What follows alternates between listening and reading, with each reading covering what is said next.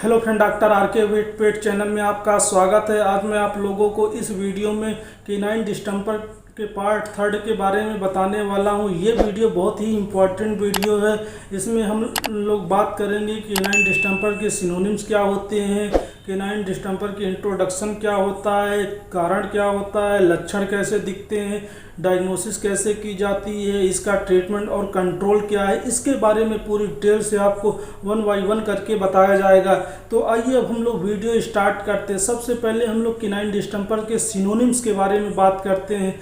तो canine distemper का जो सिनोनिम होता है, इसको हम लोग हार्ड पैड डिजीज कहते हैं, कहीं कहीं इसको बाइफेजिक फीवर भी कहा जाता है। ये इसका सिनोनिम्स हो गया। अब हम लोग बात करते हैं कि केनाइन डिस्टेंपर की इंट्रोडक्शन क्या है। ये एक क्या होती है, वायरल डिजीज होती है जो हाईली इन्फेक्शियस डिजीज होती है, जो पेट्स में आपको देखने को मिलती है। इसमें क्या होता है, जो पेट्स होता है खाना पानी छोड़ देता है, वोमिट करने लगता है, उसको दस्त होने लगता है। जो उसकी स्किन होती है उसमें रेड कलर के एब्डामेन वाले जो पोर्शन होता है उसमें रेड रेड पैचेस पड़ जाते हैं। वो मतलब उसके जो हाइंड लिम्ब होते हैं उसको पैरालिसिस हो जाता है। इस प्रकार के आपको कुछ लक्षण देखने को मिलते हैं।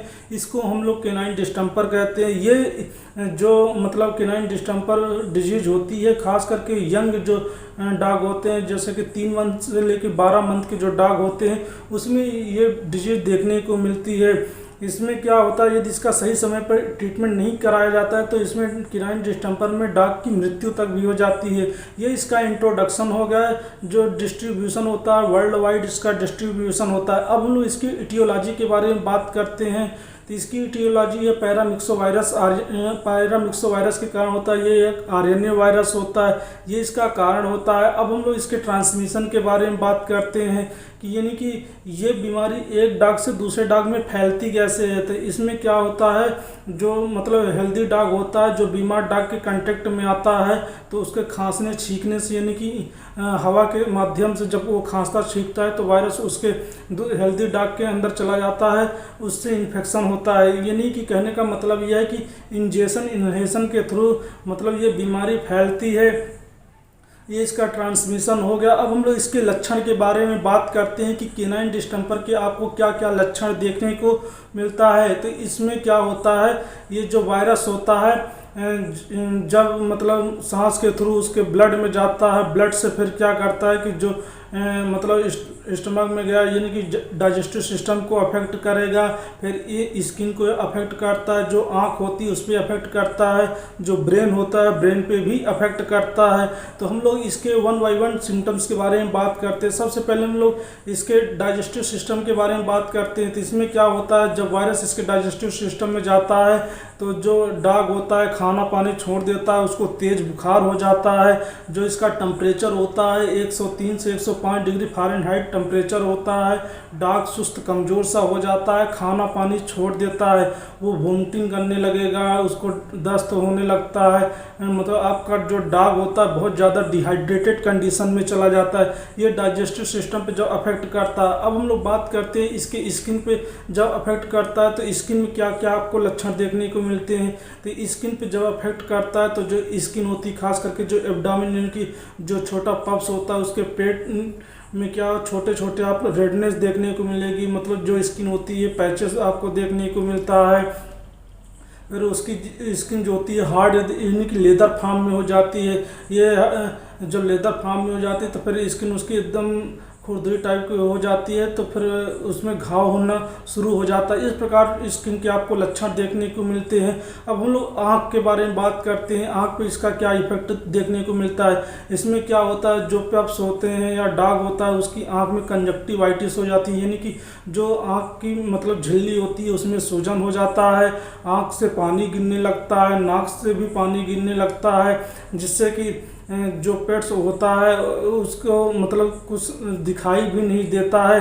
इस प्रकार से आपको मतलब आँख में लक्षण देखने को मिलते हैं। अब हम इसके ब्रेन यानी कि नर्व में अगर इन्फेक्शन करता है तो उसमें क्या क्या आपको लक्षण देखने को मिलता है। तो इसमें क्या होता है, जब उसके नर्व में इन्फेक्शन करता है तो इंसेफ्लाइटिस हो जाती है, ब्रेन में इंसेफ्लाइटिस हो जाती है, उसको मिर्गी जैसे लक्षण देखने को मिलेंगे। उसके हाथ मतलब जो पैर होते हैं दोनों लड़खड़ाने लगेगा, उसको चलने में प्रॉब्लम जाती है। जो इसका सिक्वेल होता है कोरिया, इसमें जर्किंग टाइप के मूवमेंट आपको देखने को मिलते हैं। इस प्रकार के आपको मतलब केनाइन डिस्टेंपर में लक्षण देखने को मिलता है। अब आइए इसकी हम लोग डायग्नोसिस के बारे में बात करते हैं कि केनाइन डिस्टेंपर को हम लोग कैसे डायग्नोस करते हैं। तो केनाइन डिस्टेंपर को हम लोग हिस्ट्री और लक्षण के आधार पर डायग्नोसिस करते हैं। दूसरा, इसका हम लोग आइसोलेशन करते हैं, यानी कि जो वायरस होता है उसको आइसोलेट करते हैं, या वायरस न्यूट्रलाइजेशन टेस्ट होता है उससे हम लोग कंफर्म कर सकते हैं कि हमारे पेट्स या डॉग को मतलब ये केनाइन डिस्टेंपर डिजीज हो गई है। इस प्रकार से हम लोग इसकी डायग्नोसिस करते हैं। अब आइए इसकी हम लोग ट्रीटमेंट के बारे में बात करते हैं कि इसको हम लोग अपने रजिस्टर्ड वेटरनरी डॉक्टर से कौन कौन से इंजेक्शन लगवा सकते हैं, या कौन कौन से टैबलेट दे सकते हैं, या कह सकते हैं कौन कौन से अपने डॉग को सिरप पिलाएं, जिससे कि हमारा डॉग केनाइन डिस्टेंपर से ग्रसित जो बीमारी है उससे सही हो सके। तो इसमें आपको क्या करना है, इंजेक्शन के तौर पर बताना चाहता हूँ। सबसे पहले आपको एंटीबायोटिक लगवानी है। एंटीबायोटिक में जैसे आप सेफ्ट्रेक्सोन की एंटीबायोटिक लगवा सकते हैं, या इंटासेप्ट एजोबैक्टम की एंटीबायोटिक लगवा सकते हैं। यदि ये भी नहीं मिल रही है तो आप एमॉक्सिसिलिन प्लस क्लोक्सासिलिन की एंटीबायोटिक आती है, ये आप लगवा सकते हैं। ये 3 मैंने एंटीबायोटिक बताई, इन तीनों में से कोई एक एंटीबायोटिक अपने डॉग को लगवानी है। जो बड़ा डॉग होता है उसकी जो डोज होती है 5 ml, इसको इंट्रामेस्कुलर या इंट्रावीनस देते हैं, 6-7 दिन लगातार देते हैं। जो छोटा डॉग होता है उसकी आधी डोज आपको देनी है।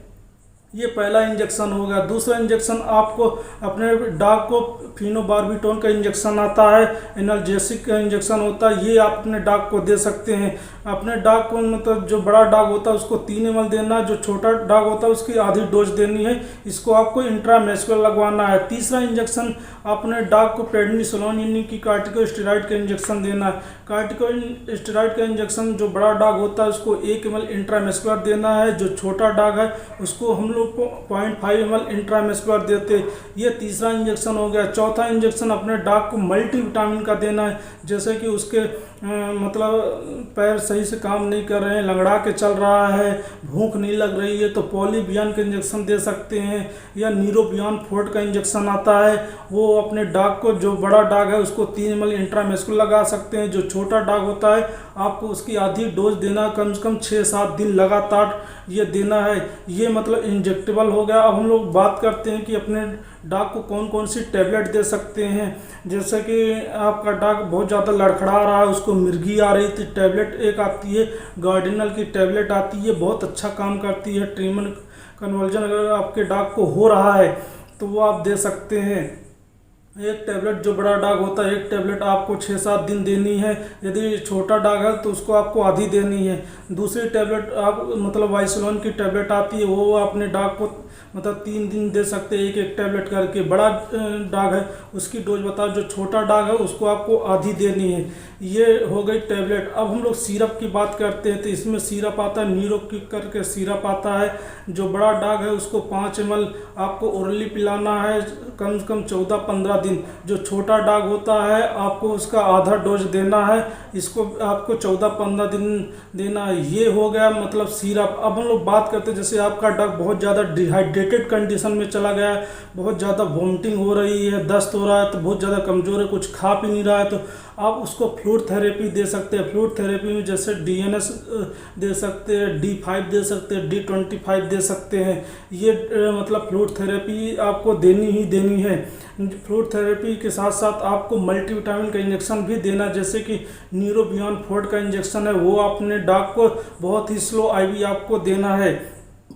जैसे कि मतलब आप D5 अगर अपने डॉग को 250 दे रहे हैं तो आपको RL इसका आधा देना है। जैसे आपने 250 ml दिया तो आप उसको आधा दे सकते हैं RL, और जो मेट्रोजेल होता है उसको आपको 10 से 15 ml IV देना है। इस प्रकार से आप अपने डॉग का कंप्लीट ट्रीटमेंट करा सकते हैं। अब हम लोग इसके बचाव के बारे में बात करते हैं कि केनाइन डिस्टेंपर से हम लोग कैसे बचाव कर सकते हैं। तो इसको आपको क्या करना, अपने डॉग को डिवर्मिंग करानी है। डिवर्मिंग कराने के बाद अपने डॉग को मतलब मेगावैक्स 6 या 7 की जो 7 बीमारियों वाला टीका लगता है वो अपने डॉग को लगवाना है। फिर उसके बाद जो वैक्सीन आती मतलब एंटी सीरम आता है, एंटी मतलब केनाइन डिस्टेंपर सीरम आता है, वो अपने डॉग को 1 ml सबकट अपने डॉग को लगवाना। इस प्रकार से जैसा मैं आपको ट्रीटमेंट बता रहा हूँ, अगर इस तरीके से कराएंगे तो आपका डॉग मतलब शुरुआती स्टेज में जो लक्षण दिखते हैं कि केनाइन डिस्टेंपर के, कंप्लीट पूरी तरीके से सही हो जाएगा। ये मेरा वीडियो पार्ट 3 था। अगर आपको अच्छा लगा हो तो प्लीज़ लाइक शेयर कमेंट जरूर करें। Thank you.